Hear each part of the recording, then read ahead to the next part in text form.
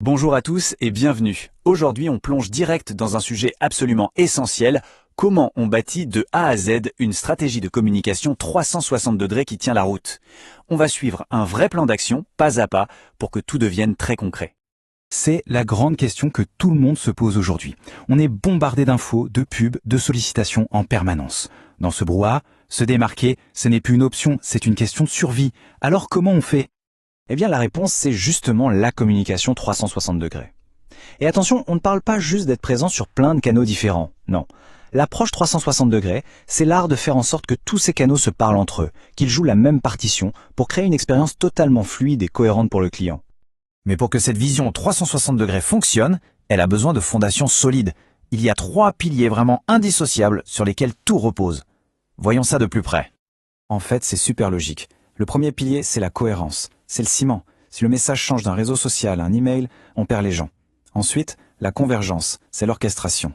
Une pub mène à un article de blog qui lui-même propose de s'inscrire à une newsletter, tout est lié. Et enfin, le plus important, l'expérience client unifiée. Ça veut dire que chaque interaction, chaque point de contact est pensé autour du consommateur. C'est lui le chef d'orchestre. Et concrètement, qu'est-ce que ça rapporte?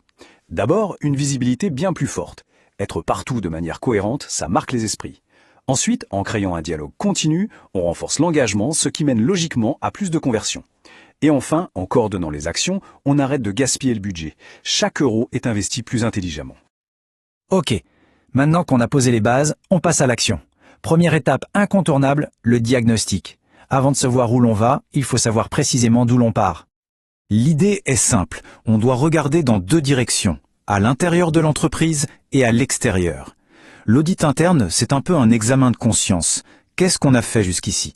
Notre image est-elle claire? Et l'analyse externe, c'est regarder par la fenêtre, que font les autres? Et surtout, quelles sont les grandes tendances du marché? Tout ce travail d'analyse nous amène à un outil fondamental, la matrice SWOT.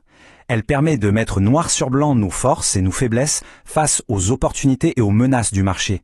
Mais le vrai pouvoir du SWOT, ce n'est pas de faire des listes, c'est de croiser les informations. Comment utiliser cette force pour sauter sur cette opportunité? C'est là que le simple constat se transforme en véritable stratégie. Bon, le diagnostic est posé, on sait où on en est. Maintenant, il est temps de tracer la route, de définir le cap. On passe de l'analyse à un plan de marche clair et précis. Et pour ça, un point est absolument crucial, se fixer des objectifs clairs. On arrête avec les buts vagues comme améliorer notre image. On utilise la méthode SMART. Chaque objectif doit être spécifique, mesurable, atteignable, réaliste et défini dans le temps. Par exemple, augmenter la notoriété de 15% en 6 mois. Là, au moins, on sait où on va et comment on sera si on y est arrivé. Bien communiquer, c'est d'abord savoir à qui on parle. Pour ça, l'outil magique, ce sont les personas. Cette citation, par exemple, elle donne vie à notre cible. On entend presque Marie Durand nous parler.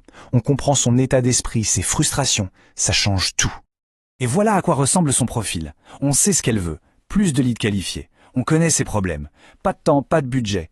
Et surtout, on sait où la trouver. Sur LinkedIn, sur les blogs spécialisés. Chaque information est une pépite qui va nous aider à créer un message qui lui parlera directement sur les bons canaux. Allez, on continue. On a les objectifs, on a les cibles. Maintenant, on passe à l'opérationnel. Comment on transforme cette belle stratégie en action concrète sur le terrain? Pour s'y retrouver dans la jungle des canaux, il existe un modèle très pratique, le POEM. P pour paid, c'est la pub, tout ce qu'on paye pour être visible. O pour owned, ce sont nos propres médias, notre site, notre blog, nos réseaux. Et E pour earned, c'est la visibilité qu'on gagne gratuitement, comme un article de presse ou des partages. Une bonne stratégie 360, c'est quand ces 3 types de médias travaillent main dans la main. Le contenu, c'est le carburant de toute cette machine. Mais on ne crée pas le même contenu pour tout le monde. En B2B, on s'adresse à la rationalité. On veut prouver son expertise avec des livres blancs, des études de cas. En B2C, on joue sur l'émotion, le divertissement, avec des vidéos, des stories. C'est vraiment 2 mondes différents. Et ce n'est pas tout. Le bon contenu, c'est aussi le bon contenu au bon moment. Au tout début du parcours, quand quelqu'un découvre à peine son problème, on l'éduque avec des articles de blog. Plus tard, quand il compare les solutions, on se positionne en expert avec des guides. Et à la fin, pour le convaincre, on le rassure avec des témoignages. Chaque contenu a un rôle bien précis. On arrive à la dernière étape, et attention, c'est sans doute la plus importante. Déployer un plan, c'est bien, mais si on ne mesure pas les résultats pour l'améliorer, ça ne sert à rien. C'est la phase de pilotage.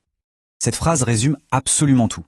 Il faut se concentrer sur les bons indicateurs, les KPIs, ceux qui sont directement liés à nos objectifs. Le nombre de likes, par exemple, c'est ce qu'on appelle une vanity métrique. C'est sympa pour l'ego, mais ça ne dit pas si la stratégie fonctionne.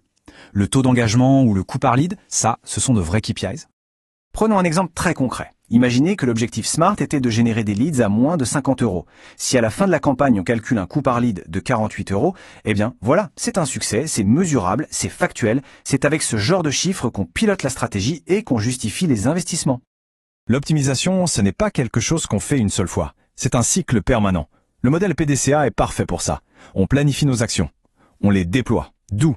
On vérifie, check, les résultats avec nos KPIs. Et on agit act pour ajuster le tir. Et puis on recommence. C'est une boucle vertueuse qui rend la stratégie de plus en plus performante. Alors, si on devait retenir une seule chose de tout ça, ce serait celle-ci. Mettre en place une communication 360 degrés, ce n'est pas juste un projet pour le service marketing. C'est un véritable changement de culture pour toute l'entreprise. Ça veut dire casser les silos et mettre vraiment le client au centre de tout. Pour résumer, voici les 5 commandements à ne jamais oublier. 1. Connaître sa cible sur le bout des doigts. 2. Être cohérent partout, tout le temps.